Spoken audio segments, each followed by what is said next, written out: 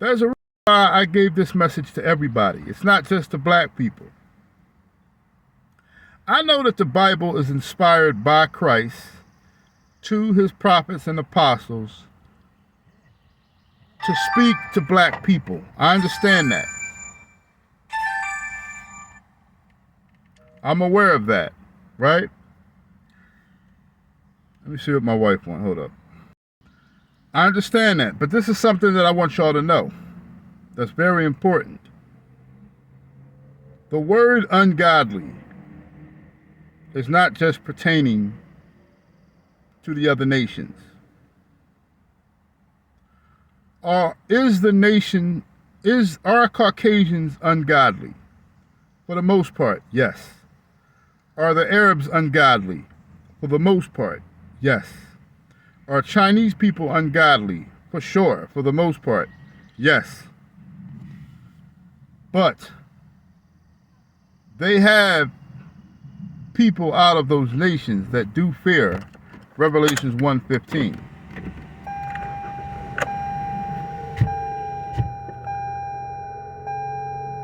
Ungodly means unbelieving. That's what it means. Ungodly means unbelieving. So we need to understand that. So you have unbelieving people also amongst black people. So there are a lot of the camps do this. They use the word ungodly only for white people, Arab people, African people, and they never use the word ungodly for any of us, black people. But black people can also be ungodly. Anyone can be ungodly. All you have to do is be a reprobate. If you're a reprobate, you're ungodly. You are alienated from the spirit of Elohim. See, this is why a lot of people don't like to deal with the spirit of Christ, because a lot of you all know that you're alienated from the spirit of Christ. And if you're alienated from the spirit, then you're alienated from God. You don't know, quote unquote, if you go back to the depth of that word know, you don't know God if you don't believe or if you don't walk in the spirit. And this is the problem that many people are having, because many people, you can't fathom the spirit of Christ and you don't want to understand it. So therefore, because you feel as though you're not witnessing wisdom from the spirit of Christ, or witnessing specific things that dealing with the spirit of Christ, helps you witness, then you want to neglect it. You want to negate it altogether. And that's very dangerous. So Job was a perfect and upright person in the sight, not only in people's sight. Job was a good man. Let's not get it twisted. Christ said it for his own self, for heaven's sakes. I can't supersede Christ. I superseded Paul, but I can't supersede the words of Christ. Christ said that Paul was that Job was a perfect and upright man. Therefore, he was. But you just heard Job's problem. He still had a problem. He cussing Christ out without cussing. He was speaking to Christ out of the anguish of his spirit, out of the bitterness of his soul. He said it. Job admitted it. Not my opinion. He admitted it. Job admitted it to himself. He admitted it while he was arguing. Okay? So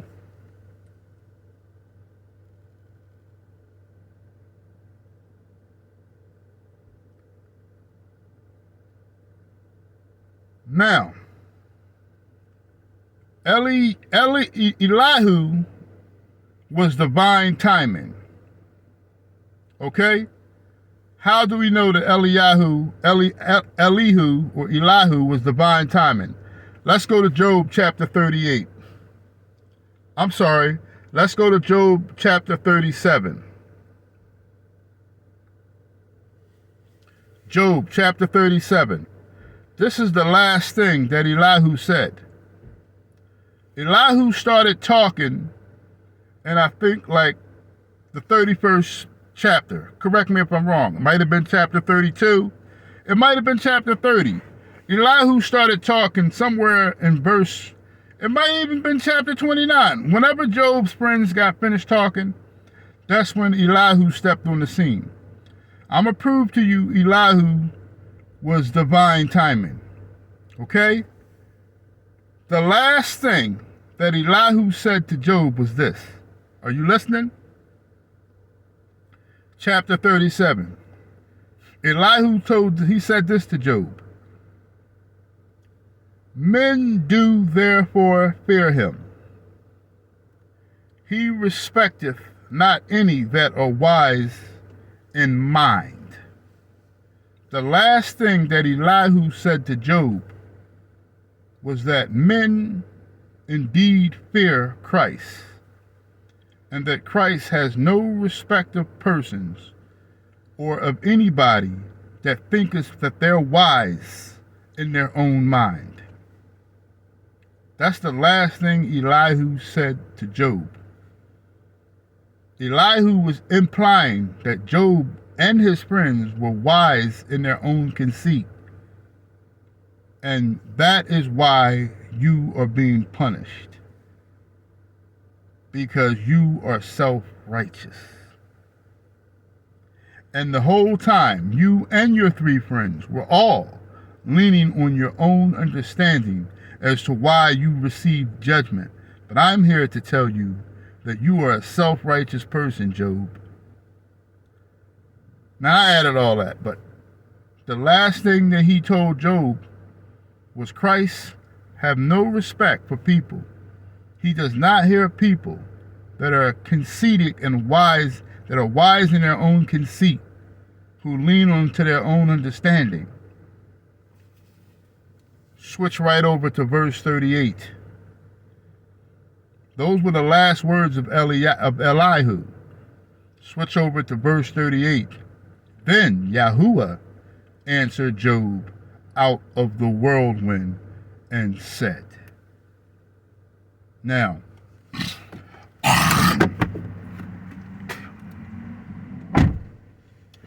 let me tell you what's wrong with a lot of the religious commentary about the scroll of Job. In verse 38, Christ is going to talk after listening to all of Job's complaining and crying and bitching. That's all Job did since everything happened to him. Why me? Why me? Christ, Yah, he listened to all of that. Then on top of that, he goes and he listens to Job's three miserable friends completely misdiagnose the whole situation.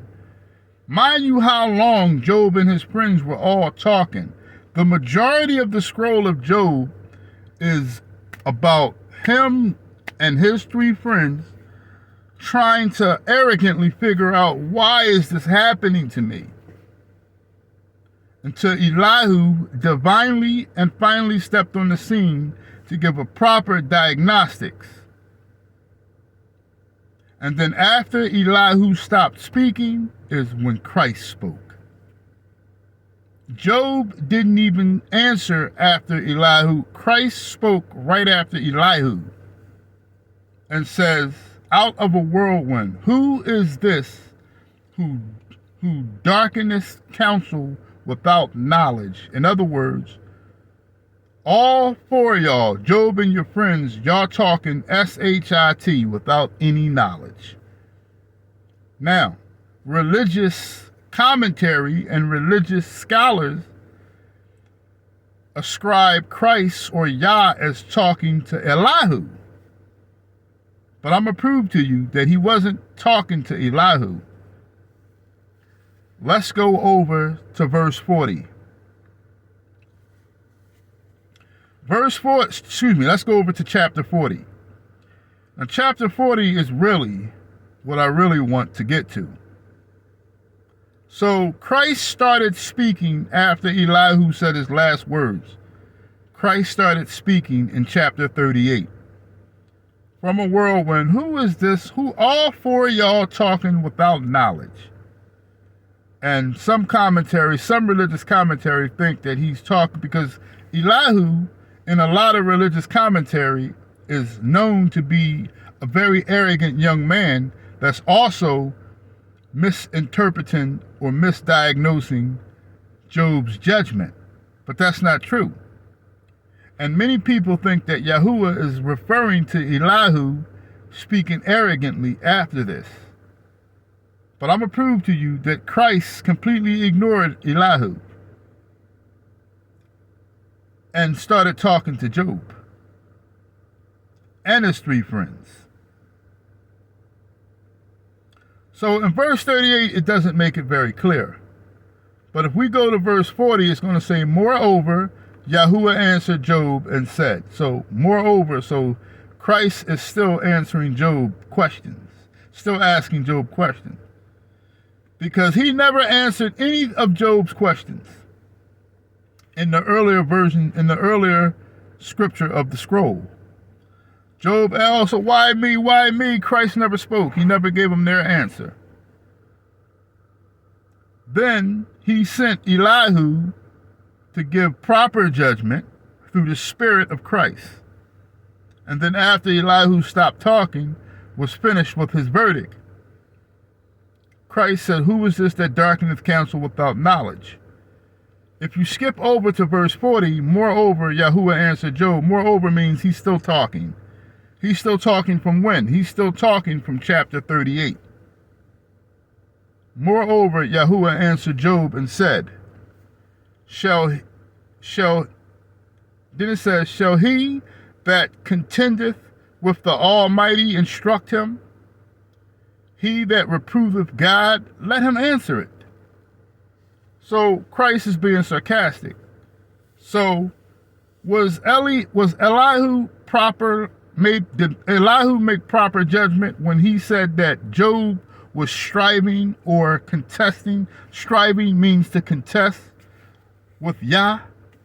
Well, Yah out of his own mouth is going to speak to Job and said, you who contesteth with me, okay, you go ahead and you speak then. Moreover, Yahuwah answered Job. He's still talking to Job. Chapter 40 opens up, moreover, Yahuwah answered Job and said, shall he that contendeth with the Almighty instruct him? So Job, you know what you're talking about. You don't think that you deserve the judgment. So instruct me then. Job, instruct me. That's what Christ says. He that reproveth Elohim, let him answer it. So you are reproving me. So answer. Job, give me an answer. Then now Job wants to be wise. And he says, then Job answered and said, behold, I am vile. What shall I answer ye? I will lay mine hand upon my mouth. Now you want to shut up. Once have I spoken, but I will not answer. Yeah, twice, but I will proceed no further. So Job is now learning to humble himself. He says, I'm vile. So Job was forced to tell the truth about himself and say that he was vile. I'm a vile man. I need to be quiet.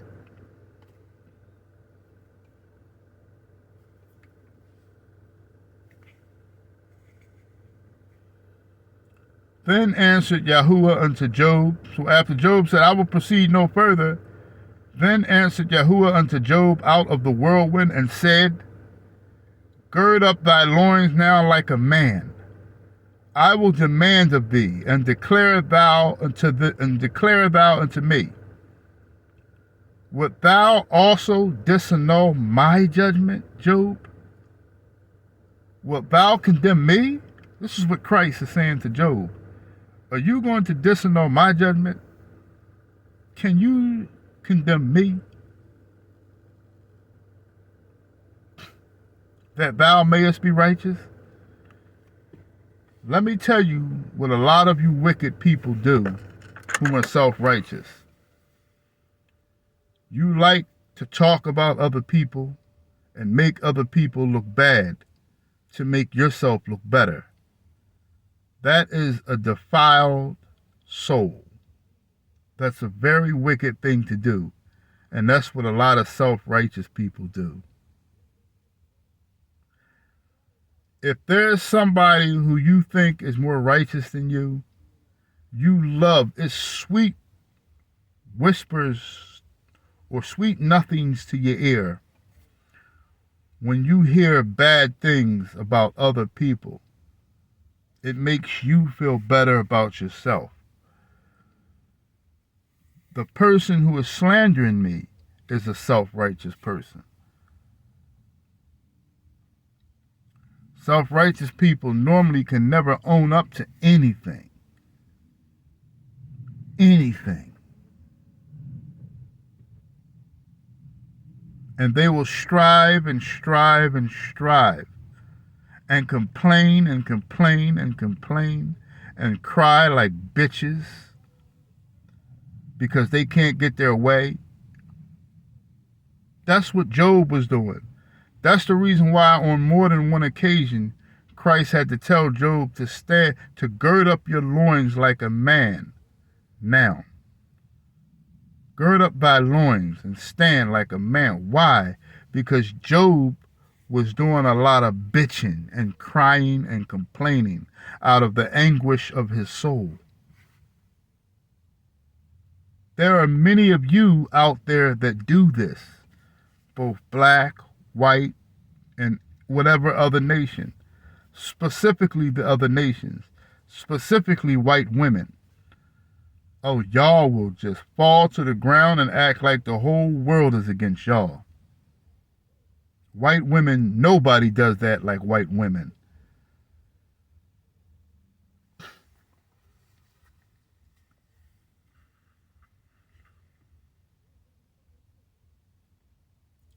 So,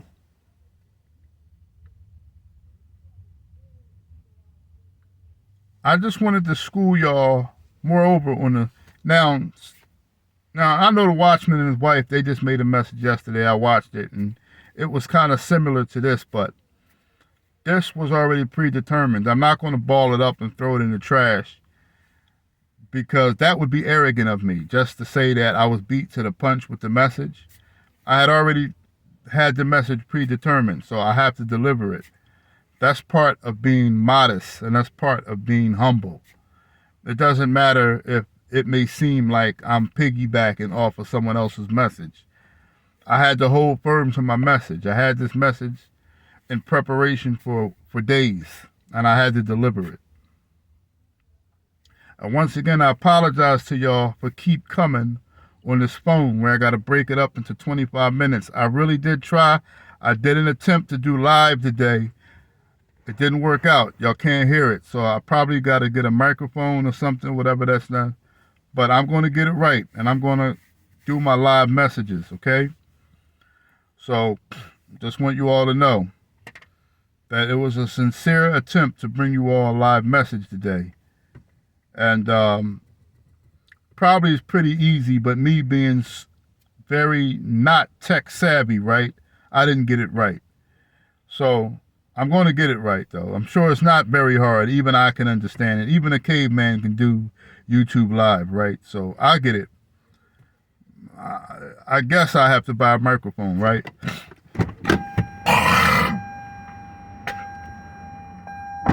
Nonetheless, I get it, and I'll start doing my messages live. But one of the reasons why I don't do it is because of location. And then secondly is because a lot of things happen with my schedule. Like, remember, I don't do this for a living. So, I can't cut my phone off because, God forbid, my mother have an emergency or my wife have an emergency with the kids or anything like that. So I have to keep my phones on. I have to answer my phone calls. I'm not like the rest of these people here who do this for a living. And I'm not here to bash nobody either. But is this message even finished? It's not even finished. So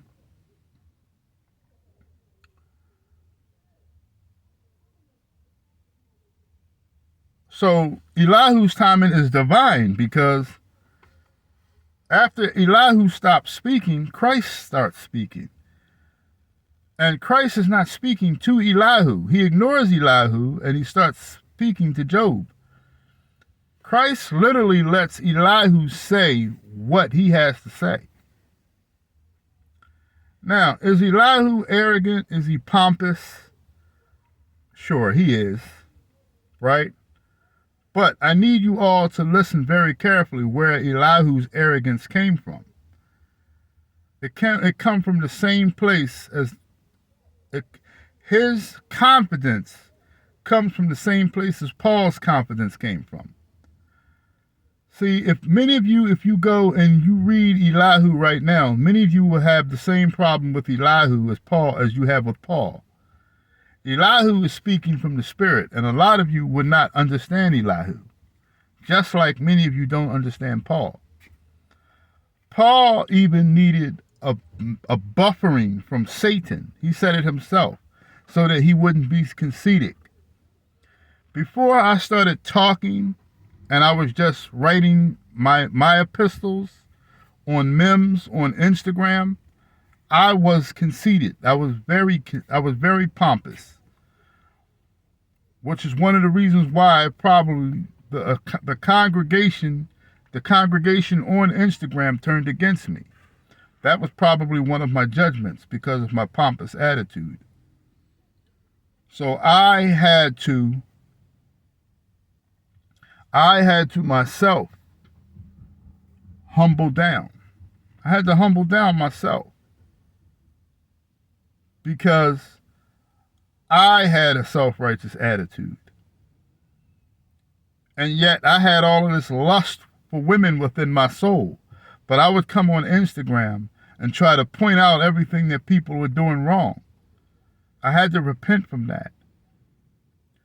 Self-righteousness, I'm telling you from somebody who had the wickedness of self-righteousness within my soul.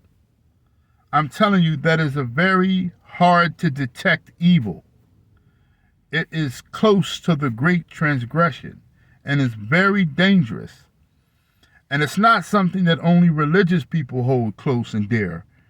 But many of you all who are ungodly also, now if religious people can be damned by having this iniquity, what do you think is going to happen to you ungodly people who consider not Christ that have this iniquity?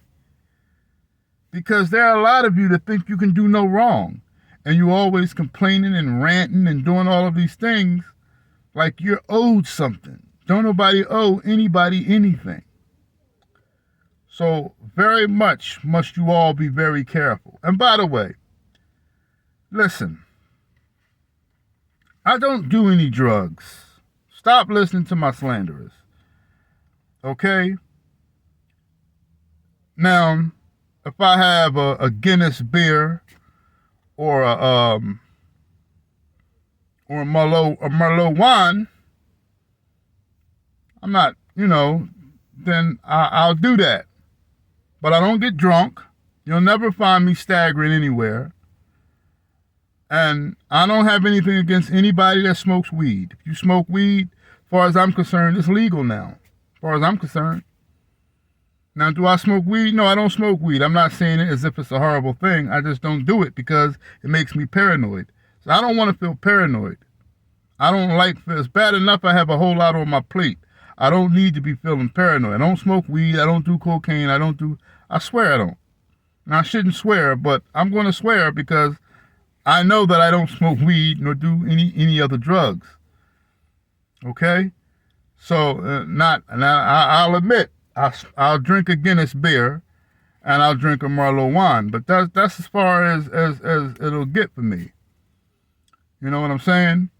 Especially if I'm watching the game. But I just want everybody to have that understanding, man. Beware of that self-righteous spirit. That is an undetected spirit that goes very much undetected. And it's a very dangerous spirit, man. Very dangerous. If you walk around here and you think that you can do nothing wrong, and in many cases, a person that thinks like this, you cannot detect another person that thinks like this. So no wonder people come and they say that Paul didn't sin, that Job didn't sin, because they can't detect Job's sin, because they have that sin. They have that iniquity within themselves. So if you're a self-righteous person, it's very hard for you to detect someone else's self-righteousness. That was the problem with the Sanhedrin. Now I'm just going to read some verses and I'm going to close this out here, because I really want to go and take my lady out. I really do. Let's go to Proverbs chapter 26 and 12. Proverbs chapter 26 and 12 says, "Do you see a man who is wise in his own eyes? There is more hope for a fool than for him." So there's more hope for a fool than a man who is wise in his own eyes. It also says Proverbs 30 and 12, and I don't mean to rush, but it's bad enough I had to do this over again, okay? I'm very frustrated. I had to do it over again. I tried to go live. It didn't work out. Okay, it has no sound. I'm frustrated for that, right?